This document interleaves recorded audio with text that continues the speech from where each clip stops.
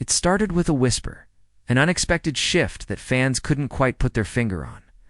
Sophie Cunningham, once known solely for her brute strength and hustle, was suddenly different. She still moved with the same fire, but something had changed in the way she carried herself. The fierce competitor who used to throw herself at loose balls was now commanding attention in a way that went far beyond effort plays. It wasn't just about her game anymore, it was her presence, and that shift didn't go unnoticed. The media began asking different questions. Teammates leaned in closer when she spoke. Opponents glanced over their shoulders before crossing half-court. This wasn't the Sophie Cunningham who blended into the rotation. This was a player stepping into her era. The transformation wasn't subtle, and it definitely wasn't accidental. It was deliberate. It was bold. It was loud in its silence. Fans who once admired her scrappy underdog persona suddenly had to confront a new image. A leader, disruptor, a wild card. No longer just a bench presence, Sophie began radiating something bigger than basketball. She looked like someone who had stopped waiting for permission to lead and decided it was time to take the wheel. And when she did, the entire league had no choice but to notice. What made it so gripping was how natural it seemed. This wasn't a PR stunt or a stylized rebrand. It was raw, it was real-lit, it was an evolution. A player not just improving her performance, but sharpening her purpose. The Sophie we thought we knew had pulled the ultimate move. She didn't just change her game, she changed the game. And just like that, the Indiana Fever had more than just Caitlin Clark and Aaliyah Boston. Lighting up the headlines, they had Sophie, not the Sophie from Phoenix. This version was sharper, hungrier, and absolutely unbothered by what anyone expected from her. She didn't come to Indiana to fill a roster spot. She came to rattle the foundation of the franchise. Long before the viral moments, before the post-game interviews and rising jersey sales, Sophie had already started building her legacy. Back at Rockbridge High School, she wasn't just the best player, she was the standard. For consecutive state titles, nearly 2,000 points. A McDonald's All-American. Sophie didn't just play basketball, she lived inside it. But what makes her dangerous isn't her resume, it's her refusal to plateau. After conquering high school, she leveled up at Mizzou, starting every game across 4 seasons. Her reputation grew, not just as a scorer, but as the emotional core of her team. If there was a 50-50ths ball, she'd get it. If there was a loose elbow under the rim, she was in the thick of it. Then came the draft. Picked 13th overall by the Phoenix Mercury, the highest ever for a Mizzou player, she brought her relentless edge to the pros. In those early years, it wasn't highlight reels that defined her. It was floor burns, bruises, sweat. Sophie didn't cut corners. She just kept grinding. But even effort has its limits. After 6 grueling seasons in Phoenix, something crept in. Comfort. And for someone who thrived on edge, that comfort felt like quicksand. The trade to Indiana wasn't a step backward. It was ignition. She didn't hesitate. She saw opportunity. A new system, a faster pace, a bigger challenge. With Caitlin rewriting the rookie rulebook and Aaliyah anchoring the paint, Indiana wasn't just rebuilding. It was waking up.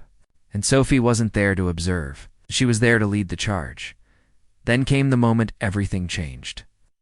June 17, 2025, a game against Connecticut. Caitlin Clark took a shot to the eye, and the gym froze. But Sophie moved. Mo could react. She crossed the court and shoved Yahush Sheldon to the ground. It was loud, it was raw, it was unapologetic. The ref saw a flagrant, the crowd saw a brawl, but the Fever saw something else entirely. They saw a protector. Sophie didn't hesitate. She didn't calculate. She acted. It wasn't just a push. It was a message, a declaration. You don't touch her teammates. Not while she's on the floor. The moment went viral. Clips circled the internet. Pundits split. Was it too much? Is it brave? Reckless? But Sophie stayed silent. She didn't need to explain. The footage said everything. Her jersey sales spiked. Fan respect surged. Within that instant, Sophie Cunningham went from a gritty role player to a symbol of something deeper. What many missed was the bigger meaning. Sophie wasn't just defending Clark. She was defending culture. She was drawing a line in the sand, saying, "This is who we are now, and that's not something you teach, it's something you are." After that night, every game felt different, not just in the box score, but in tone. The Fever had found their fire and it was wearing number 9. And here's the wild part. Despite averaging just over 5 points per game, Sophie's impact was undeniable. The numbers didn't tell the story, the energy did. Every time she stepped on the floor, the temperature changed, pace shifted, the air got a little thicker. Because when Sophie Cunningham showed up, everything felt possible. Picked up, the defense tightened, the crowd leaned in. Coaches noticed first, then teammates, and finally fans. Sophie Cunningham wasn't just filling minutes anymore, she was rewriting them. Loose ball, she dove. Offensive stall, she sparked. Movement, defensive breakdown, she barked out adjustments. The second she checked in, Indiana's identity flipped like a switch, and she wasn't doing it for attention. She was doing it because she refused to be invisible. Most bench players accept their roles quietly. Sophie amplified hers. Every possession was urgent. Every screen, every cut, every shot intentional. Her presence wasn't loud because of volume. It was loud because of impact. She didn't wait for momentum, she brought it. It's not a role player mentality. That's a leader mentality. As Indiana started stacking wins, the conversation shifted. It wasn't about whether Sophie belonged in the rotation. It was about whether the team could function without her energy. She wasn't their highest scorer. She was their heartbeat. Then came the moment that broke the WNBA internet. Post-game, after a gutting loss, Sophie stepped to the mic and didn't flinch. "We have good spurts," she said. "But why are we not being consistent?" It wasn't a complaint. It was a challenge. The kind of comment that lands harder than a buzzer beater. There's no sugarcoating, no polished PR speak, just unfiltered truth. She didn't just call out the team. She called out the system. She called out herself. It was raw, it was necessary. And above all, it was real.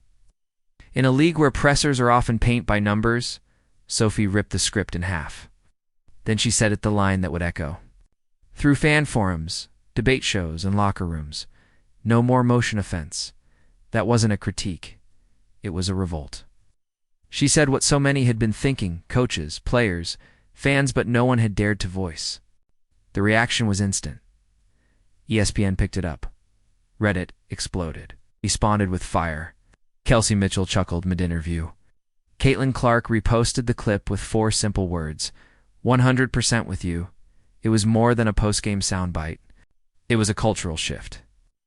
Suddenly, Sophie wasn't just a bench spark. She was the voice of the team, not because she demanded it, but because she earned it. That press conference wasn't a blip. It was a turning point, a signal that mediocrity had met its match. Other teams took notice. Fans who had tuned out of Fever games started coming back. Something was happening. Sophie Cunningham had cracked. A silence wide open, and now everyone was paying attention. Off the court, the evolution was just as striking. The same Sophie once known for scrappy play and late-night Taco Bell was now showing up in bold mini dresses and layered streetwear like she belonged on the cover of GQ. Fans weren't just watching her on the court, they were watching her tunnel walks, her social media, chaotic blend of gym sessions, beach days, bloopers, and brutal honesty. It wasn't curated, it was her. A little messy, a little goofy, and completely authentic. And people couldn't get enough. Even her workouts went viral. Out on her family's Missouri farm, she trained at sunrise. No cameras, no stylists, just fields, dirt roads, and sweat. That contrasts the fierce competitor and the grounded farm. Girl made her unshakable. The duality made the story. But it wasn't a performance. Underneath the laughs and outfits and post-game mic drops was a core of relentless discipline. Sophie wasn't chasing fame. She was building something. Not just a brand, but a legacy. And the WNBA finally caught on. It once looked like a quirky side character in Indiana's rebuild was now the force rewriting its entire arc. Teams started circling the Fever on their calendars, not just because of Caitlin Clark or Aaliyah Boston, but because Sophie was setting traps. Physical, emotional, psychological traps. She was the kind of opponent you didn't plan for, but couldn't ignore.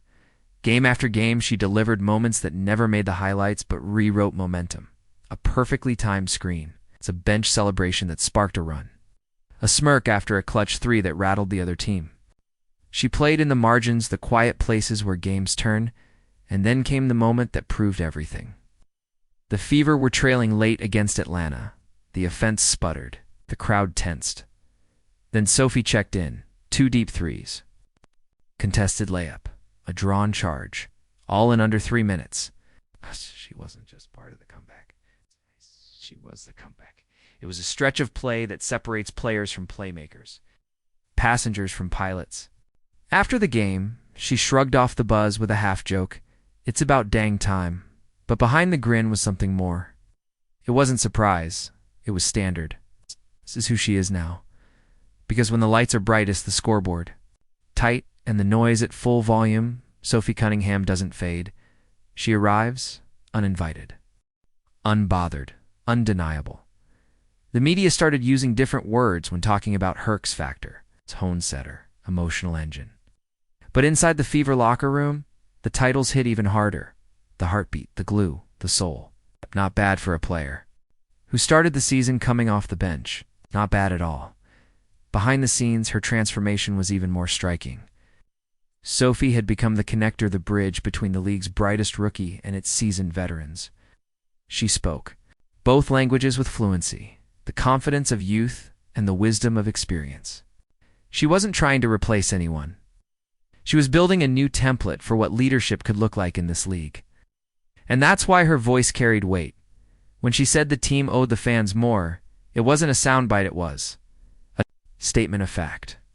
When she promised they wouldn't shoot 30% from the field again, it wasn't a hope, it was a warning. Her words didn't ask for permission. They demanded attention. And now she had the platform to match. League executives started to take notice, not just of her stats, but her presence.